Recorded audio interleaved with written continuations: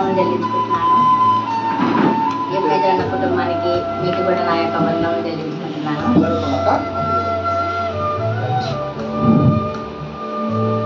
సామెతల గ్రంథం 10వ అధ్యాయము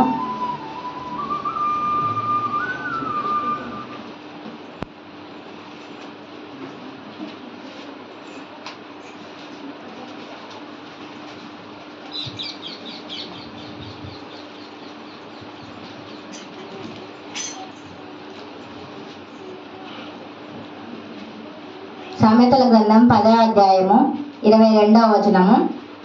యెహోవా ఆశీర్వాదము ఐశ్వర్యమునిచ్చును, నరుల కష్టము చేత ఆ ఆశీర్వాదము ఎక్కువ కాదు. చిన్న ప్రార్థన చేసుకుందాం కళ్ళు మూసుకున్నట్లయితే. ప్రేమ నమ్మకం గల గొప్ప దేవా, మీ బంగారు పాదాలకు వేలాది స్థుతులు స్తోత్రం చెల్లిస్తున్నాం యేసయ్య. గడిచిన కాల రాత్రంతా తండ్రి మంచి నిద్రనిచ్చారు, మంచి ఆరోగ్యం ఇచ్చారు, బలం ఇచ్చారు, శక్తిని ఇచ్చారు నాయన తండ్రి. మళ్ళా నాయన తండ్రి నాయన బ్రహ్మణపల్లికి అయినా తండ్రి మమ్మల్ని క్షేమకరంగా తీసుకొచ్చినటువంటి ప్రతి ఒక్క విధి విధానాన్ని బట్టి నాయన మీ బంగారు పాదాలకు వేలాది స్థుతులు స్తోత్రం చెల్లిస్తున్నాం యేసయ్య తండ్రి. నేను వాక్యం చెప్పబోతుండగానైనా తండ్రి మరి మీరు నన్ను తాకండి అయినా ముట్టండి యేసయ్య. నా నోటికి మరి మీరే బూరగా ఉండండి యేసయ్య తండ్రి. ఇక్కడ ఏ వాక్యం అయితే అవసరం ఆ వాక్యం చెప్పుటకునైనా మీరేనైనా తండ్రి నా నోటికి మీరే బూరగా ఉండి మీరు నాకు సహాయం కలగజేస్తానని వేడుకుంటున్నాం నైనా. నాకు నేను మంచి జ్ఞానం కూడా ఇవ్వండి అయినా, తెలివిని ఆలోచనను కూడా ఇవ్వండి యేసయ్య తండ్రి. ప్రతి ఒక్కరికి తండ్రి వినగలిగే హృదయంలో గ్రహించగలిగే మనసునైనా ప్రతి ఒక్కరికి మరి మీరే దయచేస్తానని వేడుకుంటున్నాం యేసయ్య. విని విడిచిపెట్టే జీవితం ఏ ఒక్కరు కూడా జీవించకుండానైనా తండ్రి విని గ్రహించి ఆచరించి అనుసరించి నడుచుకునే జీవితం ప్రతి ఒక్కరికి మరి మీరే కలగజేస్తారని నన్ను నేను తగ్గించుకుంటున్నామని హెచ్చిస్తూ యేసుక్రీస్తు పరిశుద్ధ నామములో అడిగి బతిలాడుకుంటున్నాం తండ్రి, ఆమేన్. యెహోవా ఆశీర్వాదము ఐశ్వర్యమునిచ్చును, నరుల కష్టం చేత ఆ ఆశీర్వాదము ఎక్కువ కాదు. అంటే సాధారణంగా మనము ఆశీర్వాదాలని అంటూ దేవుడు అనుగ్రహించినటువంటి ఆశీర్వాదాలు ఎన్నో రకాలుగా ఎన్నో విధాలుగా మనము పొందుకుంటూ ఉంటాము, అనుభవిస్తూ కూడా ఉంటుంటాము. ఆశీర్వాదాలు అనేది భూమి మీద ఉన్నటువంటి ప్రతి ఒక్కరు కూడా ఎవరు కూడా ఆశీర్వాదాలు వద్దు అనేటటువంటి వారు ఎవరు కూడా లేరు. ప్రతి ఒక్కరు మామూలుగా ఇప్పుడు ఎగ్జాంపుల్ ఇప్పుడు ఇక్కడికి వచ్చాం మేము, ఎవరైనా కానీ ప్రేయర్ చేయించుకుంటారు. ఎందుకంటే వారి జీవితంలో కూడా వారు కూడా ఆశీర్వాదాలు పొందుకోవాలా, వారి జీవితంలో ఉన్న సమస్యలు అన్నీ కూడా తొలగిపోవాలా అనేది అంటూ ప్రతి ఒక్కరు అనుకుంటాం. ఎవరు కూడా వద్దనేటటువంటి ఆశీర్వాదాలు ఈ భూమి మీద ఎవరు కూడా లేరనమాట. ఇంకా అలా ఎగ్జాంపుల్గా ఆశీర్వాదాల గురించి చెప్పుకుంటూ పోతే ఇప్పుడు ప్రస్తుతానికి ఎగ్జాంపుల్గా సైకిల్ ఉంటుంది, తర్వాత దేవుడు ఆశీర్వదించడం వలన తర్వాత బైక్ వస్తుంది, తర్వాత కారు వస్తుంది, ఇల్లు లేని వాళ్ళకు ఇల్లు వస్తుంది, జాబ్ లేని వాళ్ళకు జాబ్ వస్తుంది. కొంతమంది ఏమంటే దేవుడు మిమ్మల్ని గొప్పగా ఆశీర్వదించిండు అంటారు. సంతానం కోసం ఎదురు బిడ్డలకి సంతానాన్ని కూడా దేవుడు అనుగ్రహించినప్పుడు, సంతానం కొంతమందికి సమృద్ధిగా ఇచ్చినప్పుడు దేవుడు ఏమంటారు, కొంతమంది ఏమంటారంటే దేవుడు మళ్ళీ సమృద్ధిగా ఆశీర్వదించుండు అంటాడు. యాకోబుకు 11 మంది సంతానము, యాకోబుకు 11 మంది సంతానం ఉన్నప్పటికీ కూడా యాకోబు రేవు దగ్గర ఆశీర్వాదం కోసం దేవునితో పోరాటం చేయవలసి వచ్చిందనమాట. అబ్రహాము, ఈసాకు, యాకోబు వారి శేష జీవితాలు గుడారాల్లో ఉన్నప్పుడు దేవుడు వారిని కూడా ఆశీర్వదించిండు అనమాట. అలాగనే అపోస్తుడైన పౌలుకు తినడానికి ఆహారము 2 పూట్ల ఆహారం సరిగ్గా లేనప్పుడు దేవుడు అబ్రహాము గారిని అపోస్తుడైన పౌలుని కూడా దేవుడు ఆశీర్వదించిండు అనమాట. అలాగని ఇంకా చెప్పుకుంటూ పోతే నిజమైన ఆశీర్వాదం అంటే ఏమిటంటే, నిజమైన నిజమైన ఆశీర్వాదం అంటే ఏమిటంటే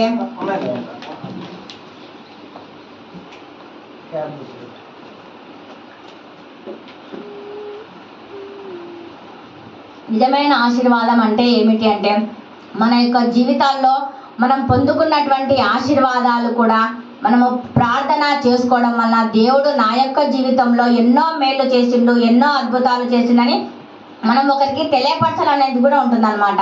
నిజమైన ఆశీర్వాదాలు అంటే ఇంకా ఎన్నెన్నో ఉన్నాయి బైబిల్లో కూడా. నీతిమంతుని తలమినికి ఎన్నో ఆశీర్వాదాలు కూడా వచ్చని బైబిల్లో కూడా రాయబడింది అనమాట.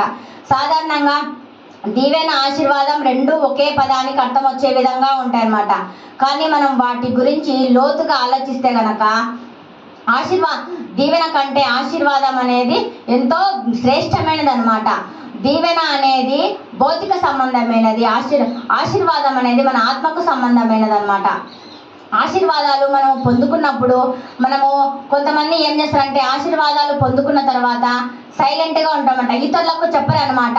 అంటే నేను మందిరానికి వెళ్ళడం వల్ల, నేను ప్రార్థన చేసుకోవడం వల్ల, బైబిల్ చదువుకోవడం వల్ల దేవుడు ఈ విధంగా ఆశీర్వదించుండు, ఈ విధంగా చేసిందని కొంతమంది ఎవరికి కూడా తెలియపరచరు అనమాట. కానీ దేవుడు మన జీవితంలో చేసేటువంటి ఆశీర్వాదాలు కూడా మనం ఇతరులకు కూడా తెలియపరచాలి. అంటే వాళ్ళు ఇప్పుడు మనం ఉదయం లేయంగానే బైబిల్ చదువుకొని ప్రేయర్ చేసుకోవడం వలన మనం బయటికి వెళ్ళామంటే మనం ఫస్ట్ ప్రాముఖ్యత అనేది అంటూ దేవునికి ఇవ్వాలన్నమాట. కొంతమంది ఉదయం లేచిన వెంటనే కూడా బైబిల్ చదువుకోరు, ప్రేయర్ చేసుకోరు, ఆయా పనుల్లో వాళ్ళు చేసుకుంటుంట. అది మంచి పద్ధతి కాదు. ఇంకా కొంతమంది ఏం చేస్తారంటే బైబిల్ ఇట్లా ఉదయం లేయంగానే ఓపెన్ చేస్తే ఏది వస్తే కనుక అది చదివేస్తుంటారు అనమాట. అది బైబిల్ చదివే విధానం పద్ధతి అసలు కానే కాదు. మనం ఒక షెడ్యూల్ ప్రకారం ఒకవేళ ఒక అధ్యాయం చదువుకుంటూ వెళ్ళాలన్నమాట.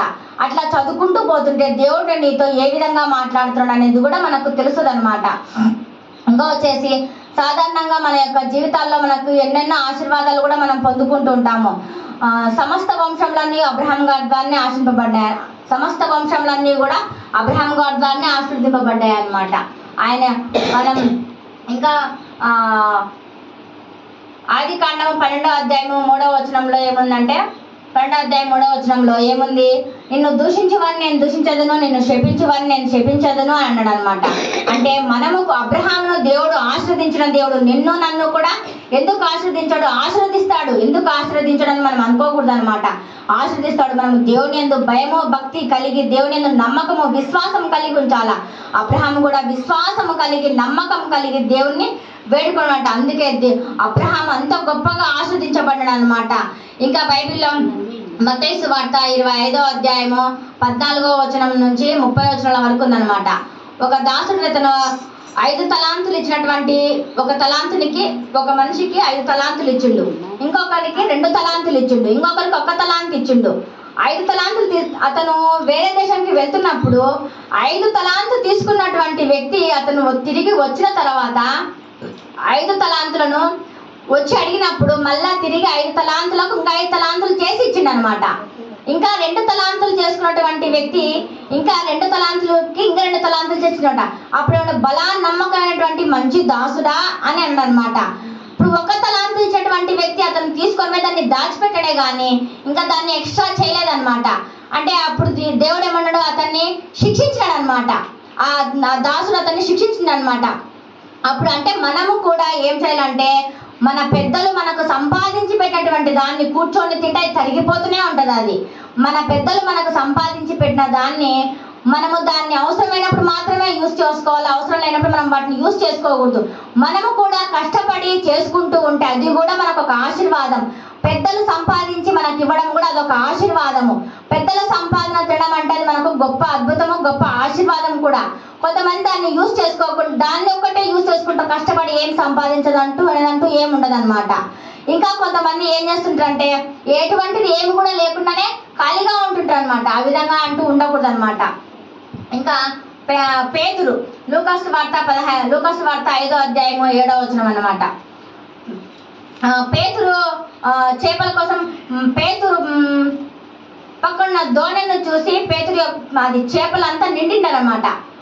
పేతురుని బట్టి పక్కన ఉన్నటువంటి దోణి కూడా అంతా చేపలతో నిండిపోయిందంట. అంటే పేతురు యొక్క విశ్వాసము ఎంతో గొప్పది. దేవుడు పేతురును కూడా ఆశీర్వదించిండు అనమాట.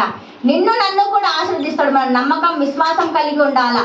మన యొక్క జీవితాల్లో ఎన్నో మేళ్ళు కూడా మనం పొందుకొని ఉంటాం. కానీ మనం ఏం చేస్తామంటే ఆ మేళ్ళు పొందుకున్నప్పుడు విని విడిచిపెట్టే జీవితం కూడా మనం ఎప్పటికీ కూడా ఉండకూడదు అనమాట. నా జీవితంలో కూడా నాకు ఎన్నో మేళ్ళు చేసిండు, ఎన్నో అద్భుతాలు, ఎన్నో ఆశ్చర్యకాలు, నా ఊహలకు నా ఆలోచనలకు అన్నటువంటి గొప్ప అద్భుతాలు కూడా చేసిండు అనమాట. నా కొడుకు ఫస్ట్ నాకు పాప పుట్టింది. తర్వాత నాకు బాబు కావాలని చెప్పేసి నేను 12 గంటల వరకు నేను మేల్కొని ప్రేయర్ చేసుకొని డెలివరీ కన్సీవ్ కాక ముందు నుంచి కూడా నేను మేల్కొని 12 గంటల వరకు మేల్కొని ప్రేయర్ చేసుకొని పడుకున్నదాన్ని. దేవుని కృప వల్ల దేవుడు నాకు 12 మగబిడ్డని ఇచ్చిందనమాట. ఆ సంవత్సరం నాకు వచ్చినటువంటి వాగ్దానం, నువ్వు పట్టణంలో దింపబడదు, పొలంలో దింపబడదు అన్నాడు. కానీ నా కొడుకు నాకు పుట్టప్పుడు ఎదురు కాలుతో పుట్టనమాట.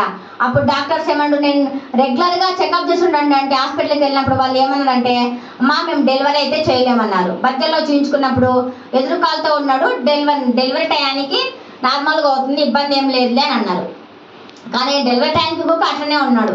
హాస్పిటల్కి నేను రెగ్యులర్గా వెళ్ళేటటువంటి హాస్పిటల్కి వెళ్తే వాళ్ళు కూడా ఏమంటే అమ్మ మేము చేయలేం మా చేతగా 3-4 హాస్పిటల్కి తిరిగినా ఎవరు కూడా చేయలే. ఆఖరికి జనరల్ హాస్పిటల్కి వెళ్ళినా. జనరల్ హాస్పిటల్కి వెళ్ళినప్పుడు వాళ్ళు కూడా సిజరీన్ చేస్తామమ్మా, నార్మల్ అయితే చెయ్యమా అన్నాడు. నాకు సిజరీన్ వద్దు, నేను ఆ పెయిన్స్ నేను తట్టుకోలేను, నేను నార్మలే కావాలి నాకు అని నేను. ఎందుకంటే నాకు ఒక విశ్వాసం ఉంటుంది. ఎందుకంటే దేవుడు వాగ్దానం చేసినటువంటి దేవుడు వాగ్దానంలో ఖచ్చితంగా నెరవేరుస్తాడు. నాకు సంవత్సరం వచ్చినటువంటి వాగ్దానము పట్నంలో దింపబడదు, పొలంలో దింపబడదు. జనవరి 1 వాగ్దానం తీసుకున్నాము. జనవరి 29 నేను నా బాబుకి నేను కన్సీవ్ అయినా అనమాట. తర్వాత అక్టోబర్ 29 నేను డెలివరీ అయినాను అనమాట. అందరు అన్నారు అబ్బా నీవు ఎదురుకాలతో ఉన్నాడు, నార్మల్ కావు సిజరీనే అని అన్నప్పుడు దేవుడు నన్ను ఎంతో అద్భుతంగా ఆశీర్వదించుండు. ఇంకా వచ్చేసి నేను ప్రేయర్ చేసుకున్నాన్ని, బలహీనుని ఇవ్వద్దురైనా బలవంతుడిని, జ్ఞానవంతుడిని, తెలివివంతుడిని ఇవన్నీ నేను దేవుడు అన్న రీతిగానే దేవుడు నాకు ఒక బలవంతునైన కొడుకునే నాకు ఇచ్చిందనమాట. అలాగే మన జీవితాల్లో కూడా దేవుడు మనకి ఎన్నో ఆశీర్వాదాలు మనం పొందుకున్నప్పుడు విని విడిచిపెట్టే జీవితం మనం ఎవరం కూడా జీవించకూడదు అనమాట. ప్రతిరోజు మనం బైబిల్ చదువుకుంటాం, ప్రార్థన చేసుకుంటుంటాము, కానీ దేవుడు ఈరోజు నాతో ఏం మాట్లాడిండు, ఏ విధంగా మాట్లాడిండు అనేది కూడా అంటూ మనం తెలుసుకోవాలన్నమాట. మా అత్త ఉదయం లేచింది మొదలు రాత్రి పడుకునేంత వరకు బైబిల్ చదువుకుంటూనే ఉంటుంది, పాటలు పాడుకుంటూనే ఉంటుంది. నేను అడుస్తూనే ఉంటా, ఎప్పుడు చదువుకోవడము పాడుకోవడమేనా పక్కన పెట్టి పడుకుంటా. అస్సలే రాత్రి 11 కానీ పాడుకుంటూ చదువుకుంటూనే ఉంటుంది. నీ కళ్ళు ఏమవుతాయో ఏమో నేను అడుస్తూనే ఉంటా. అయినా కానీ మేము చెప్తుంటే ఇట్లా ఇంటుంటుంది, ఇక్కడ పక్కనే పడేస్తుంది. అన్నం పెట్టినా కూడా అంతే, అన్నం తింటుంటుంది పాడుకుంటా, నేను అడుస్తుంటా. తిన్నాక పాడుకో, కాఫీ ఇచ్చినా కూడా అంతే, కాఫీ తాగుకుంటుందా చదువుకుంటుంది, ఆడుస్తుంటా. కాఫీ బైబిల్ పైన పడుతుంది, చినిగిపోతుంది, అది పక్కనే పెట్టి తాగండి, అట్లనే చేసుకుంటుంది. అదొక ఆనందం అంతే. రిటైర్డ్ అయింది కాబట్టి ఇంటర్ ఉంటుంది కాబట్టి అదొక ఆనందం. చదువుకుంటే చేసుకుంటే బాగుంది, అది కూడా ఒక ఆశీర్వాదం. ఇప్పుడు మేము ఈ స్థితిలో ఉన్నామంటే మా పెద్దల యొక్క ప్రార్థన. ఇప్పుడు మా తల్లిదండ్రి ఎన్నో ప్రార్థనలు చేశారు మా కోసము. మా తల్లిదండ్రులు మా కోసం ప్రార్థనలు చేశారు కాబట్టి మేము ఈ విధంగా ఆశీర్వదింపబడ్డాం అనమాట. దేవుడి కొద్ది వాక్యాన్ని ఆశీర్వదించి దీవించును గాక. ఆమేన్.